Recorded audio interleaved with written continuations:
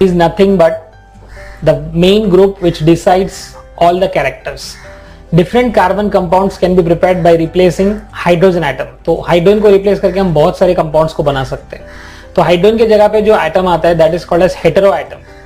तो उस hetero atom के बेसिस पर हम उसको क्लासिफाई कर सकते हैं इनटू डिफरेंट फंक्शनल ग्रुप्स.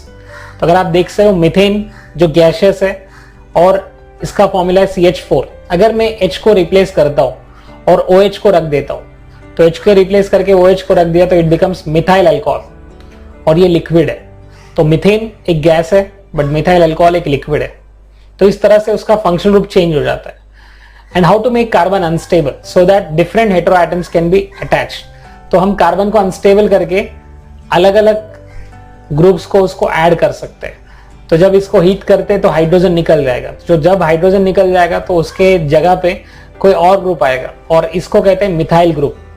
तो मीथेन से मिथाइल बनेगा, इथेन से इथाइल, प्रोपेन से प्रोपाइल. इस तरह से जो अल्केन ग्रुप है वो बनेगा अल्काइल ग्रुप. और जब अल्काइल ग्रुप बनता है तो वो फंक्शनल ग्रुप के लिए रेडी हो जाता है. So you can write like this: methane becomes methyl, ethane becomes ethyl, propane becomes propyl, butane becomes butyl.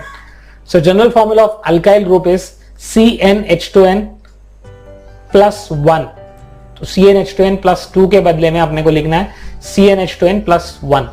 इस तरह से हम जनरल फॉर्मूला लिख सकते हैं अल्काइल ग्रुप का. और इस अल्काइल ग्रुप को हम लोग रिप्रेजेंट करते हैं as a R group. When I say R it is alkyl group. It may be methyl, ethyl, propyl, butyl और anything. Now let's talk about alcohol. अब जब अल्कोहल की बात करते हैं हम तो वो मिथाइल अल्कोहल हो सकता है CH3OH, इथाइल अल्कोहल हो सकता है C2H5OH, प्रोपाइल अल्कोहल हो सकता है C3H7OH. सो इस तरह से हम नेमिंग दे सकते हैं. तो CH3 को OH अटैच है तो मिथाइल अल्कोहल, C2H5 को OH अटैच है तो इथाइल अल्कोहल. तो आपको ऐड करना है अल्कोहल वर्ड को. जो इथाइल, प्रोपाइल, ब्यूटाइल है वो एज इट इज रहेगा. सिर्फ आपको ऐड करना है अल्कोहल वर्ड को. तो it becomes methyl alcohol, ethyl alcohol, propyl alcohol, butyl alcohol etcetera. Now जब हमें क्लोराइड को ऐड करना है, अगर क्लोरीन को ऐड करना है तो हमें क्या करना है कि यहां से हाइड्रोजन को रिप्लेस करना है और हाइड्रोजन की जगह पे रखना है क्लोरीन को. So when I add chlorine to this it becomes methyl chloride. अगर इथाइल को क्लोरीन अटैच हो तो it becomes ethyl chloride, propane को क्लोराइड अटैच हो तो it becomes propyl chloride and so on. Here the functional group of carbon compound is decided by the hetero atom. और अगर double bond, triple bond है तो उसके हिसाब से हम अल्कीन करके बोल सकते हैं. तो यहां पर आप देख सकते हो अगर OH ग्रुप है इस टेबल में तो OH ग्रुप है तो इसे अल्कोहल कहते हैं. अगर COH ग्रुप है तो इसे अल्डिहाइड कहते हैं. COH को अल्डिहाइड कहते हैं. अगर CO है और दोनों जगह पर R ग्रुप है तो इसे कहते हैं कीटोन.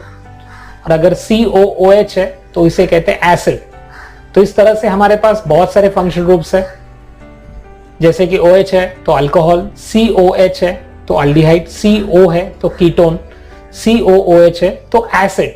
इस तरह से हम लोग बहुत सारे डिफरेंट ऑर्गेनिक कंपाउंड को ये बेसिस पे हम क्लासिफाई कर सकते हैं.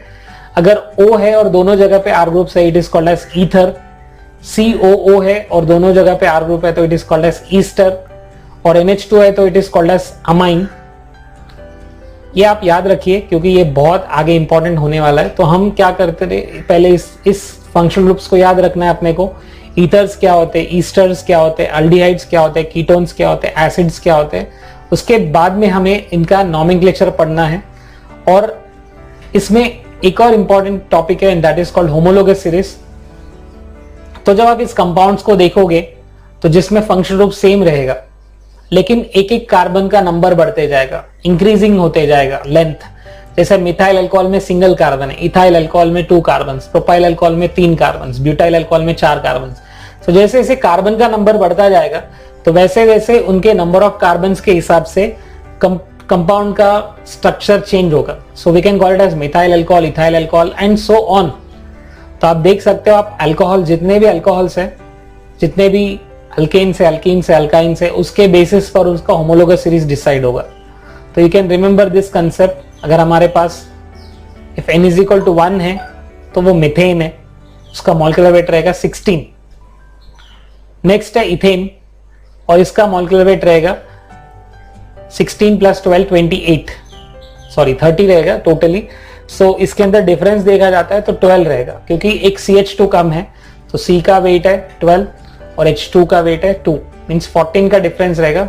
30 - 16 इज 14, तो हर बार डिफरेंस सेम रहेगा, 14 का ही डिफरेंस रहेगा, हर कंसेक्यूटिव मेंबर में 4 का डिफरेंस रहेगा। And these members are called as homologous series members. तो हर होमोलोगस सीरीज के मेंबर में एक दूसरे के बीच में अगर डिफरेंस देखा जाता है तो 14 यूनिट्स का डिफरेंस रहेगा। So molecular weight of consecutive members are always differs by 14 units. Remember this, dear students. Every consecutive member will be different by 14 units only. So we can call this as homologous series.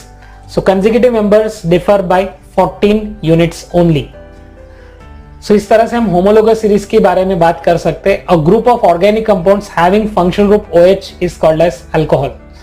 जिसमें OH होता है उसे alcohol कहते हैं। अगर ROH है तो it is alcohol. इसमें फर्स्ट मेंबर है मिथाइल अल्कोहल, सेकंड मेंबर है इथाइल अल्कोहल, थर्ड मेंबर है प्रोपाइल अल्कोहल, फोर्थ मेंबर है ब्यूटाइल अल्कोहल। इसका अगर फॉर्मूला के हिसाब से हम लोग इसका मॉलिक्यूलर वेट देखेंगे तो हर एक के अंदर CH2 का डिफरेंस है, मीन CH2 मीन C का डिफरेंस 12 और H का डिफरेंस 2।